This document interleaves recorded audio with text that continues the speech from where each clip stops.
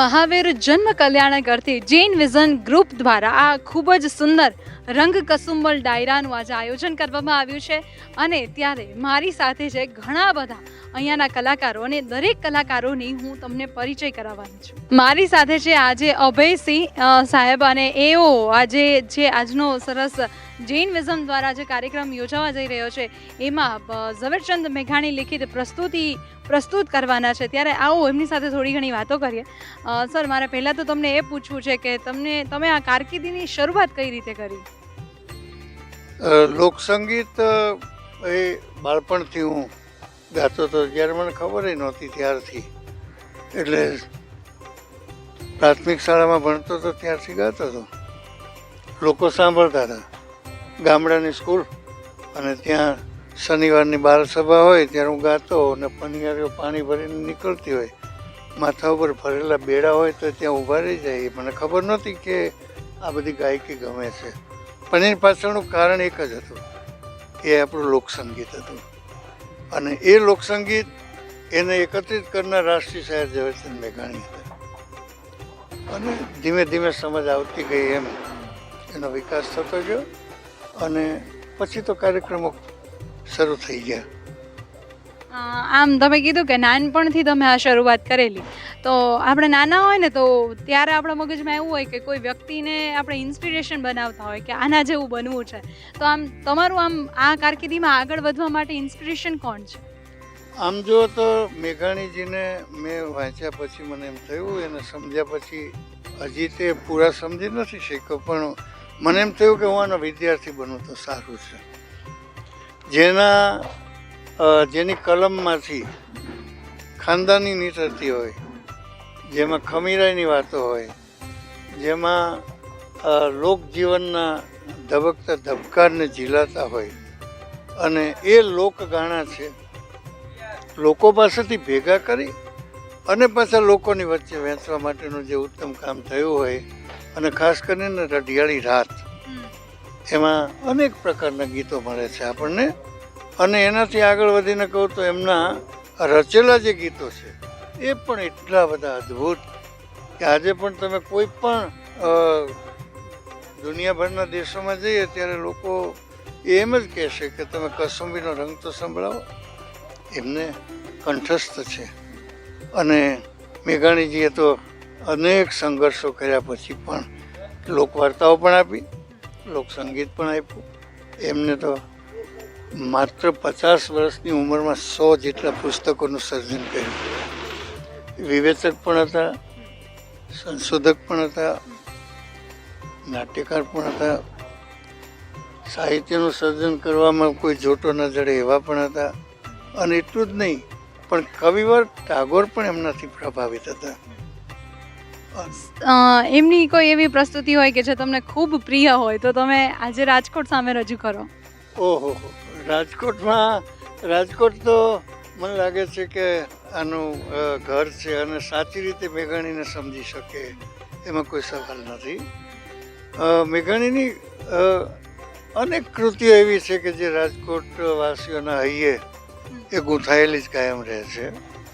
અને કયા ગીતને યાદ કરીએ, કયા ગીતને છોડીએ, પણ અહીંયાથી જ્યારે રાહડા લેવાતા હોય ત્યારે ચાંદો ઉગ્યો ચોકમાં ઘાયલ ત્યાંથી લઈ અને લોકજીવનના ધબકારને ઝીલતી અનેક રચનાઓ અહીંયાથી સંભળાતી હોય છે. ફિલ્મમાં આવતા પહેલાંનું જે ગીત છે એ મોરબની થનગાટ કરે તો એ એટલું પ્રિય બન્યું. મૂળ બંગાળી ગીત, કવિવર ટાગોરની રચના. અને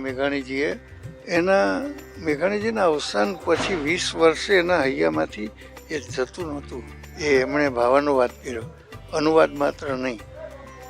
આકાશમાં નજર કરાઈ છે કવિએ, અને જે આભામંડળમાં જે બધા દ્રશ્યો દેખાણા હશે એ ગીત પણ બધાના હૃદયમાં આજે પણ રમતું થયું છે. અને રાજકોટ સાથે વણાયેલા હોય ત્યારે એ રેડિયો પરથી હેમુભાઈએ ખૂબ સરસ રીતે ગાયેલું સમૂહ સ્વરોમાં, અને ત્યાર પછીથી વિડીયો સીડીમાં સૌથી પહેલાં ગાવાનો અવસર મને મળેલો. અને એક ગીત દ્વારા અનેક દેશનો મારા પ્રવાસ પણ થયેલો. મોર બની થન ગાટ કરે મન, મોર બની થન ગાટ કરે ઘનઘોર જરે ચૌર મારું મન, એ મારું મન મોર બની થન ગાંઠ કરે, મન મોર બની થન ગાંઠ કરે. આજ મારું મન મોર બની થન ગાંઠ કરે, મન મોર બની થન ગાંઠ કરે. સર, આજની જે પેઢી છે એ અત્યારે કંઈક બીજા જ ટ્રેક ઉપર વળી રહી છે, ત્યારે આ લોક સંગીત એ લોકોને યાદ રહે એના માટે તમે એને શું જવાબ આપશો? પેઢી તો ધીમે ધીમે નવી પેઢીની વાત કરો છો ને, પણ દાદીમા પાસેથી વાર્તા ન સાંભળી એવું કયું બાળક? એવા બાળકો તો હોય જ નહીં. માના હાલરડા ગાઈને જે મોટું થયેલું બાળક હોય એ હાલરડું ક્યારે ભૂલી ન શકે. અને લોકસંગીત છે ને એ હાલરડાથી લઈ અને મરસ્યા સુધીનું સંગીત છે. બાળપણમાં બાળક એ માં એને હાલરડું ગાતી હોય ત્યારે દીકરો ભાષા ન સમજતો હોય, પણ દીકરો રડતો હોય ત્યારે માં એમ કે બેટા તું સૂઈ જા, હાલ હું રડું, અને એના હૈયામાંથી વેદનાના સૂર નીકળે. ભાષા ન સમજતો હોય તો બાળક સૂઈ જાય. એ ધીમે ધીમે મોટું થતું જાય. એમ એ પ્રકારના જે બધા ગીતો આપણે ત્યાં વર્ષોથી ગવાતા આવ્યા છે અને પરિવારમાં ગવાતા હોય. કદાચ અત્યારની બહેનો છે એ જો ગીતોને યાદ કરે અને એ જનેતા મેઘાણીજીએ લખ્યું છે કે શિવાજી માટે એમણે લખ્યું હોય, પેટમાં પોઢી સાંભળેલી બાળે રામ લક્ષ્મણની વાત. ઉદરમાં બાળક મોટું થતું હોય, રામ લક્ષ્મણની વાત સાંભળે, એને ત્યાં પ્રતાપી પુરુષ જ જન્મે. ફિલ્મના સંવાદો સાંભળે જો કોઈ પણ સ્ત્રી અને એ બાળક જન્મે તો એના માટે બીજું કહી ન શકાય, એની ટીકા ન કરું. પણ એક વાત નક્કી છે કે આવા પ્રતાપી પુરુષના વર્ણન સાંભળતા હોય અને એ વખતે બહેનો છે એ અવસ્થામાં પણ એ ધાર્મિક વાંચન કરતા હતા અને એ સંસ્કાર ઝીલાય. આવનાર પેઢીને એ સંસ્કાર આપવાનું કામ કરે છે. અને એટલા માટે તો આજે પણ તમે જુઓ હજી આપણે ત્યાં જીવંત છે. અને એ દાદીમાની વાતો આજે સાંભળવા બેસો તો બેન ખૂબ મજા આવશે બધાને એ વખતની. અને બાળક ઊંઘી જાય ત્યાં સુધી એ દાદીમાં વાતો કરતા હોય અને એ બાળકના મન ઉપર એટલી પ્રબળ અસર થતી હતી. એ મોટો થાય એટલે એ પરિવારમાં જ રહે પછી. અને પરિવાર પણ મોટા હતા, સંયુક્ત પરિવાર હતા. અત્યારે વિભક્ત પરિવાર છે એવું નહોતું. અને સંયુક્ત પરિવારમાં ઉછરેલું બાળક છે ને એ એકબીજાની સાથે લડે ઝઘડે, વળી પાછા સાંજે સમાધાન થઈ જાય. એને કોઈ દિવસ એકબીજા માટે અણગમો ન હોય. અંતે તો પોતાના ભાંડરડા છે અને એ ભાંડરડાની સાથે પછી ધીમે ધીમે એ બધા નીકળતા હોય. મેઘાણીજી એ નાના બાળકો માટે પણ લખતા હોય કે કાળુડી કૂતરીને આવ્યા ગલુડિયા, 4 કાળિયા ને 4 ભૂરિયા જીરે. પણ એની મજા શું છે એ ગલુડિયાને તમે જુઓ, તાકાત શું છે કે મોટા થાશે મારી શેરી સાચવશે એવા છે બહાદુરિયા જીરે. એની વફાદારી કેટલી છે. એટલે આમ સામાન્ય લાગતું બાળગીત પણ એની અંદર એટલા બધા સંસ્કારનું સિંચન કરેલું છે. એમણે હાલરડાની પણ રચના કરી છે. એટલા સુંદર હાલરડા પણ એમણે આપ્યા છે. એમણે લગ્ન ગીતો પણ આપ્યા છે અને એ લગ્ન ગીતો ભરપૂર પ્રમાણમાં આપણી વચ્ચે આજે પણ બધા જીવંત છે. પણ ટૂંકમાં સંસ્કારનો વારસો જે આપણો છે અને એમાં તળપદી ભાષાને જે બળકટ બનાવવાનું કામ કર્યું છે અને શિષ્ટ સાહિત્ય અને લોક સાહિત્યને ભેગા કરવા માટેનું જો કોઈ કામ કર્યું હોય. અને મનુદાદા એટલે દર્શકજી તો એમ કહેતા હતા કે આ ભેદની ભીંત્યુંને મારે ભાંગવી છે. શિષ્ટ સાહિત્ય કે લોક સાહિત્ય બંને સરખા છે, એમાં એકે ચડતા ઉતરતા નથી. એની વચ્ચેની જે પાતળી રેખા છે એને દૂર કરી અને જે આવે આજે પણ લોકભોગ્ય શબ્દો કોઈ પણ કવિતામાં આવે, અત્યારની આધુનિક કવિતામાં, તો આપણને કેમ ગમે છે?